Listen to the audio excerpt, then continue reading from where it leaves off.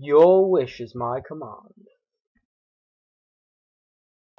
Hi guys, it is Dungeon Jin here, and today we'll be looking at how to play DungeonDice Monsters. So you can see I've already got the basic board set up, and I've got all my things laid out. There's my dice, crest pool, got my monster cards and my monster figures, and then I've got all my other stuff set up as well. So I have my rulebook, I have my opponent stuff all set up, these dice, crest pool, and monster figures.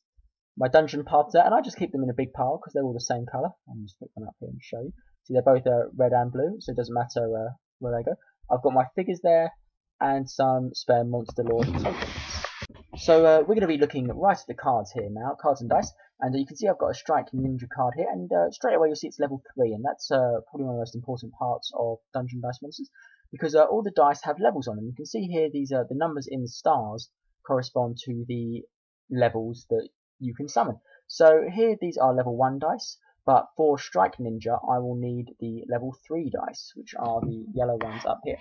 And you can see level 3, so I need the ones in the stars. So those are level 1 dice, they'll be no good. I need the yellow dice. And you can see you need at least 2 summoning crests to roll 2 summoning crests to summon a monster.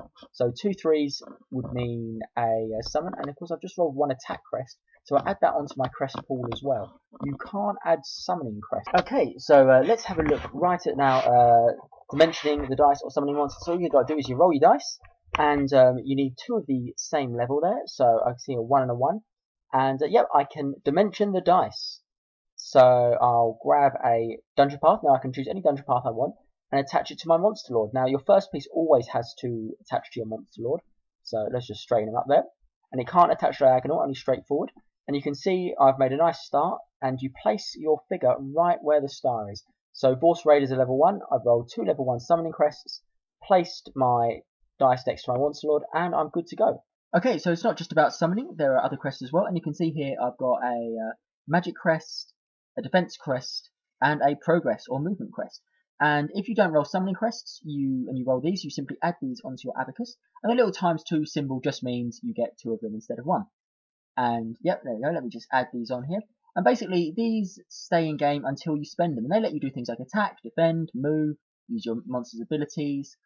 These are your building blocks in the game. Right, so let's get straight onto attacking and defending. So we've just whizzed through a few turns here, and you can see how the dungeon paths of both me and my opponents have spread, and we've all got our monsters, and our abacuses are very kind of full. So here we go, I'm spending 3 movement crests here, and for every movement crest spent, you can advance 1 space. 1, 2, 3. And I plonk myself right next to Strike Ninja, so that I can attack him with my Force Raider. So the first thing I need to check is, do I have an attack crest? Yes, I do. So I'll spend 1 attack crest, and 1 attack crest means 1 attack. So let's go straight to Vorse Raider's stats, and they're over here. And you can see here the stats are very simple. We've got Vorse Raider's HP, its attack, and then its defense. So Vorse Raider is very powerful. It's got an attack of 20, which means I inflict 20 damage onto Strike Ninja. And let's just get Strike Ninja's card to show you. Here it is. Yep, so I inflict 20 damage onto Strike Ninja. Now, Strike Ninja has an HP of 20, which means it is dead, but it has a defense of 10. That means if my opponent were to spend 1 defense crest, like so, there it is, let's just move that defense crest down. And if he was to spend 1 defense crest, he can reduce the damage inflicted by the amount next to the defense symbol. So he reduces it to 10, which means my Vorse Raider only does 10 damage, and that's not enough to kill Strike Ninja. Better luck next time, but I'll put 1 damage counter on him, and that's the basics of attacking and defending. So now we're looking at how to win the game, and to win the game you have to attack your opponent's monster lord 3 times.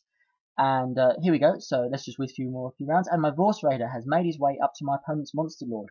So he has to be right next to it, and it's as simple as just attacking 3 times. So let me just spend 1 attack crest there, and 1 attack crest is 1 point of damage. Now every monster lord has 3 health points, so I'll have to wait 2 more turns to inflict it, kill it.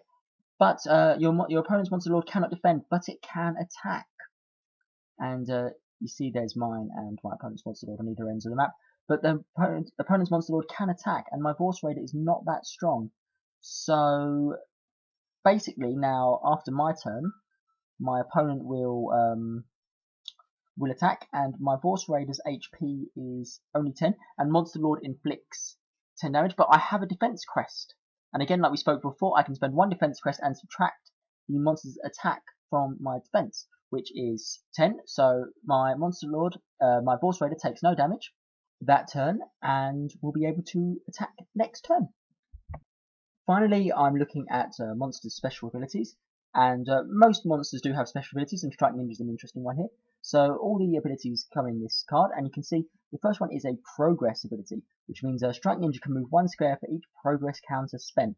So all the special abilities are pretty self-explanatory. This one here is his trap ability where he takes no damage, and this simply means, here if I can just zoom this in, that it requires 3 trap crests to activate his ability, whereas that one requires 1 progress crest to activate his ability. So all the costs and the rules are on the card. You can see here, this is just the Abacus crests are at the bottom, the trap crest is at the bottom. So you can see here 3 traps means I can activate his ability. Okay, and that's the basic overview of how to play the game. If you've got any questions, please don't hesitate to drop me a line or come on my website at dungeonpath.weebly.com. And yeah, you can see all the mess we've created. It's a great fun, it's a great game. If you want to play the advanced game, it does take a while, maybe about half an hour, 40 minutes. Well worth it. I hope you've had a good time. I've had a blast filming and recording this for you. And thank you very much.